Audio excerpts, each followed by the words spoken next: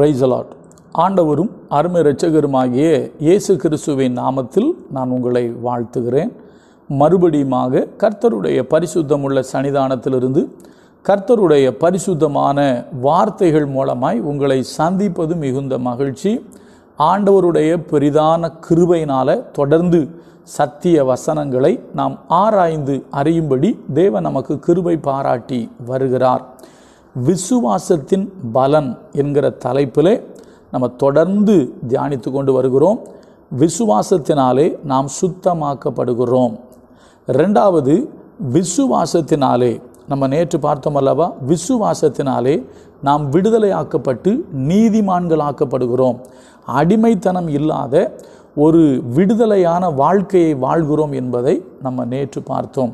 இன்றைக்கு அப்போஸ்தலனாகிய பவுல் தன்னுடைய ஊழிய பாதையில் சில விசுவாசிகளை சந்திக்கிறார். விசுவாசிகள் என்றால் ஆண்டவரை விசுவாசிக்கிறவங்க. அப்போ விசுவாசிகள் அந்த பலனை அடையணும். அதான் சொன்னேன்ல, விசுவாசத்தினுடைய பலன் என்ன அதான பார்க்குறோம். விசுவாசத்தின் பலன் பரிசுத்தம், விசுவாசத்தின் பலன் விடுதலை. பலன் கிடச்சிருக்கு, நான் விசுவாசத்தினால விடுதலை ஆயிட்டேன் அப்படின்னு நம்ம சொல்லணும். இப்போ பாருங்க, பவுல் போறாரு பாருங்க, படிக்கிறேன். அப்போஸ்தலர் 19வது அதிகாரம் 1-2 படிக்கிறேன். அப்பொல்லோ என்பவன் கொரிந்து பட்டணத்தில் இருக்கையில் பவுல் மேடான தேசங்கள் வழியாய் போய் எபேசுவுக்கு வந்தான். அங்கே சில சீஷரை கண்டு, இவங்க யாரா? சீஷர் ஆயிட்டாங்க. சீஷரை கண்டு, நீங்கள் விசுவாசிகள் ஆனபோது பரிசுத்த ஆவியை பெற்றீர்களா என்று கேட்டான். அதற்கு அவர்கள், பரிசுத்த ஆவி உண்டென்பதை நாங்கள் கேள்விப்படவே இல்லை. பரிசுத்த ஆவி உண்டென்பதை கேள்விப்படவே இல்லை. ஆனால் இவர்கள் யார் என்று சொன்னால் சீஷர்கள். நல்லா கவனிக்கணும்.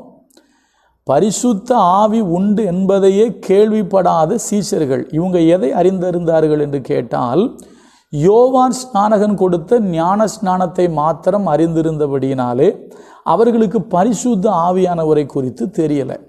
இப்போ பவுல் ஒரு கேள்வி கேட்குறாரு. இவர்கள் சீஷர்கள் என்று அறிந்து நீங்கள் விசுவாசிகள் ஆனீர்கள் அல்லவா? நீங்கள் ஆண்டவரை விசுவாசித்து தானே நீங்கள் ஞானஸ்நானம் எடுத்துக்கிட்டீங்க. நீங்கள் விசுவாசிகள் ஆன பொழுது நீங்கள் பரிசுத்த ஆவியை பெற்றீர்களா அப்படின்னு கேட்டார். உடனே அவங்க சொல்கிறாங்க, பரிசுத்த ஆவின்னு ஒன்று இருக்குன்னு எங்களுக்கு என்ன செய்யாது தெரியாது அப்படின்றாங்க. அதற்கு பின்பு சில காரியங்கள் அங்கே நடக்குது. அவர்கள் பரிசுத்த ஆவியை பெற்றுக்கொண்டார்கள். அப்போ தேவன் நம்மோடு கூட பேசி கொண்டு வருகிற செய்தி என்ன? விசுவாசத்தினுடைய பலன் என்ன? ஐயா, நான் விசுவாசிக்கிறபடினாலே நான் சுத்தமாக்கப்பட்டிருக்கிறேன். நான் இயேசு கிறிஸ்துவை விசுவாசிக்கிறபடினாலே நான் பாவத்தின் அடிமைத்தனத்திலிருந்து நான் விடுதலையாக்கப்பட்டிருக்கிறேன். நான் ஒன்றிற்கும் அடிமைப்படுகிறவன் அல்ல. இயேசு கிறிஸ்துவின் இரத்தத்தினால, இயேசு கிறிஸ்துவின் நாமத்தினால நான் விடுவிக்கப்பட்டிருக்கிறேன், விடுதலை ஆகிவிட்டேன்.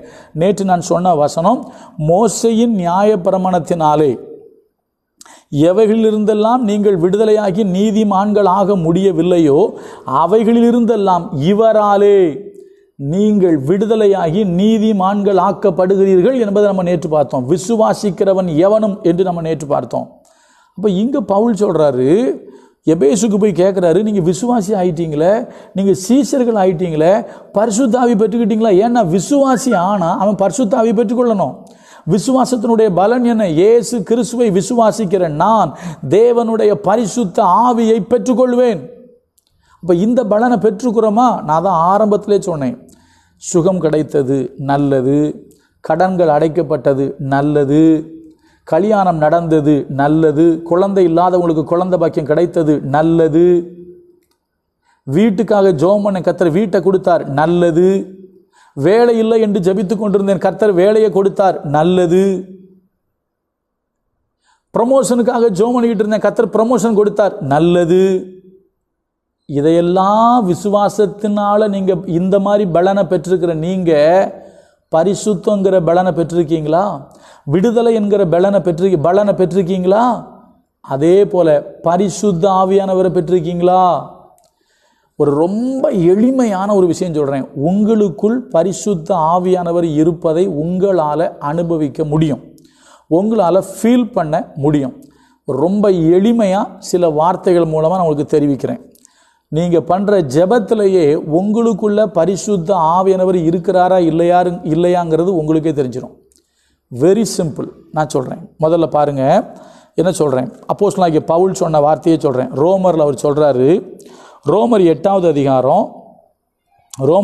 அதிகாரம் 15-16 படிக்கிறேன். அந்தபடி திரும்பவும் பயப்படுகிறதற்கு நீங்கள் அடிமைத்தனத்தின் ஆவியை பெறாமல், எப்படி பயப்படுகிறதற்கு நீங்கள் அடிமைத்தனத்தின் ஆவியை பெறாமல் அப்பா பிதாவே என்று கூப்பிட பண்ணுகிற புத்திர சுவிகாரத்தின் ஆவியை பெற்றிருக்கிறீர்கள்.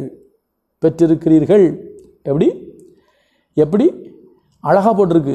திரும்பவும் நீங்கள் பயப்படுகிறதற்கு அடிமைத்தனத்தின் ஆவியை பெறாமல் அப்பா பிதாவே என்று கூப்பிட பண்ணுகிற, உங்களுக்குள்ள உண்மையாகவே பரிசுத்த ஆவியானவர் இருந்தார்னா நீங்கள் முழங்கால் போட்ட உடனே உங்கள் வாயிலிருந்து உங்கள் உள்ளத்தின் ஆழத்திலிருந்து வர்ற வார்த்தை என்ன தெரியுமா? அவரை பார்த்து அப்பா பிதாவே தகப்பனே அப்பா அப்பா அப்பா என்று நாம் அவரை கூப்பிடுவோம். ஃபாதர் ரொம்ப அழகாக பாடுறாரு, அப்பா நான் உம்மை பார்க்கிறேன், அன்பே நான் உம்மை துதிக்கிறேன், இயேசு அப்பா நான் உம்மை பார்க்கிறேன், அப்பாவும் நீரே அம்மாவும் நீரே, அப்பாவும் நீரே அம்மாவும் நீரே, நானுந்தன் பிள்ளை அன்றோ. தப்பாக நினைக்காதீங்க. சில பேர் கர்த்தாவே கர்த்தாவேன்னு மட்டும் கூப்பிடுறாங்க. சில பேர் வார்த்தைக்கு வார்த்தை சாமி சாமி சாமின்னு தான் ஜெபம் பண்ணுறாங்க. நானும் கவனிக்கிறேன் ஒருத்தரும் ஜெபம் பண்ணுறத. சில பேர் தேவனே ராஜாவே அப்படி தப்பு கிடையாதுங்க. ஆனால் வேதத்தின்படி ஒரு சரியான ப்ரேயர் அப்படின்னா, நீங்கள் ஆண்டவரை கூப்பிடணும் அப்படின்னா பைபிள் ரொம்ப அழகாக போட்டிருக்கு. நான் மறுபடியும் படிக்கிறேன். அந்தபடி திரும்பவும் பயப்படுகிறதற்கு நீங்கள் அடிமைத்தனத்தின் ஆவியை பெறாமல் அப்பா பிதாவே என்று கூப்பிட பண்ணுகிற, எப்படி கூப்பிட பண்ணுதான் உங்களை தூண்டுது, உங்களை கூப்பிட வைக்குது. அப்படி கூப்பிட வச்சிருக்கா? நீங்கள் அப்படி உங்களை அறியாமல் கூப்பிடுறீங்களா? அப்படி கூப்பிட்டீங்கன்னா தைரியமாக சொல்லலாம், நீங்கள் பரிசுத்த ஆவியை பெற்றவர்கள், விசுவாசத்தினாலே நீங்கள் பரிசுத்த ஆவியை பெற்றுக்கொண்டீர்கள்.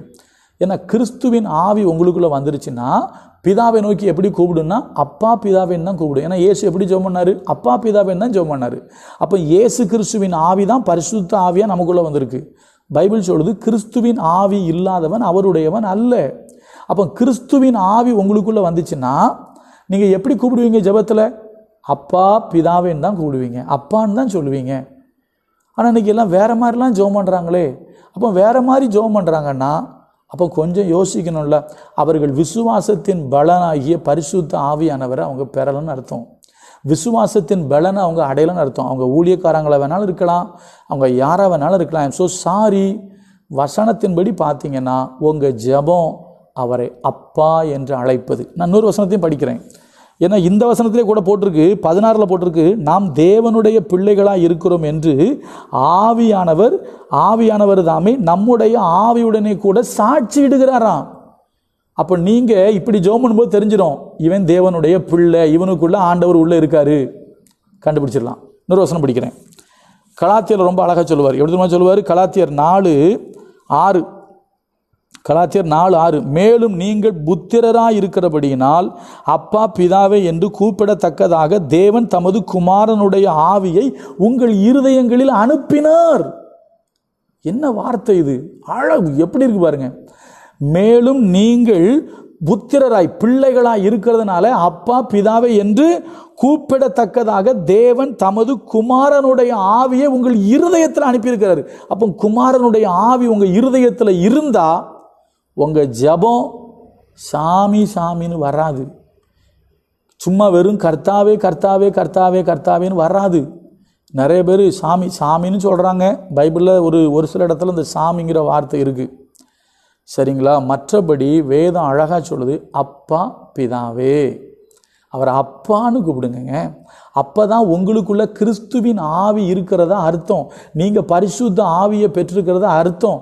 அதுக்கப்புறம் நிறைய அனுபவங்கள் இருக்குன்னு அதுக்குள்ளெல்லாம் போல. பேசிக்கே இங்கே தப்பாக இருக்கு, அடிப்படையே தப்புல போயிட்டு இருக்கு, அடிப்படையே நம்மகிட்ட இல்லையே.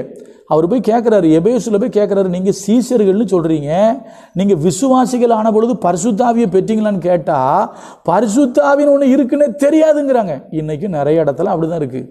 இன்னும் சில பேர் என்ன தெரியுமா சொல்கிறாங்க, பரிசுத்தாவியா அது பெந்தகோஸ்தேக்காரனுக்கு உரியது இல்லைங்க. இயேசு கிறிஸ்துவை விசுவாசிக்கிற ஒவ்வொரு விசுவாசிக்கும் அந்த விசுவாசத்தினுடைய பலன் பரிசுத்த ஆவி, பரிசுத்த ஆவியாக குமாரனின் ஆவி நமக்கு உள்ள வர்ற அந்த அனுபவங்க. இந்த அனுபவம் உங்களுக்கு இருக்குதா? இதாங்க விசுவாசத்தினுடைய பலன். அதான் அவர் கேட்குறாரு, நீங்கள் விசுவாசின்னு சொல்லிட்டீங்கல்ல, நீங்கள் விசுவாசி ஆகிட்டீங்க, சீஷர்னு சொல்கிறீங்க, அப்போ பரிசுத்தாவி பெற்றுட்டீங்களா? விசுவாசிச்சா பரிசுத்தாவி பெற்றுக்கொள்ளணுமே. அவங்க சொல்கிறாங்க, இல்லையே, எங்களுக்கு பரிசுத்தாவி இருக்குன்னே தெரியாதே அப்படிங்கிறாங்க. கொஞ்சம் யோசிங்க, இது சபை பாகுபாடு கிடையாதுங்க. நாம் எல்லாரும் தேவனுடைய பிள்ளைகள், கிறிஸ்தவர்கள், கிறிஸ்துவை உடையவர்கள். கிறிஸ்துவின் ஆவி இல்லாதவன் அவருடையவன் அல்ல. நீங்கள் ஊழியக்காரராக இருக்கலாம், நீங்கள் டாக்டரேட் படிச்சிருக்கலாம், நீங்கள் டாக்டராக இருக்கலாம், நீங்கள் பிஷப்பாக இருக்கலாம், ரெவரண்டாக இருக்கலாம், மோஸ்ட் ரெவரண்டாக இருக்கலாம், நீங்கள் யாராக வேணாலும் இருந்துட்டு போங்க. கிறிஸ்துவின் ஆவி உங்களுக்குள்ளே இல்லைன்னா நீங்கள் கிறிஸ்துவின் உடையவர்கள் அல்ல. ஐ ஆம் ஸோ சாரி. வசனத்தை சொல்லித்தாகணும். வசனம் தெளிவாக சொல்லுது, தேவனுடைய ஆவி உங்கள் ஆவியோடு சாட்சி கொடுக்க, நீங்கள் தேவனுடைய பிள்ளைன்னு சொல்லி. கொஞ்சம் யோசிங்க, அந்த அனுபவத்தை கேளுங்க. ஆண்டவரை எனக்குள்ளே வாங்குன்னு கேளுங்க. நான் உங்களை விசுவாசிக்கிறேன், விசுவாசத்தினுடைய பலனாக பரிசுத்த ஆவியை பெற்றுக்கொள்ளணும்னு கேளுங்க. கர்த்தர் உங்களை ஆசீர்வதிப்பார். நாளைக்கு இன்னொரு காரியத்தை பார்ப்போம். கர்த்தர் நல்லவர், அவர் கிருபை நம்மேல் என்றும் உள்ளது. God bless you.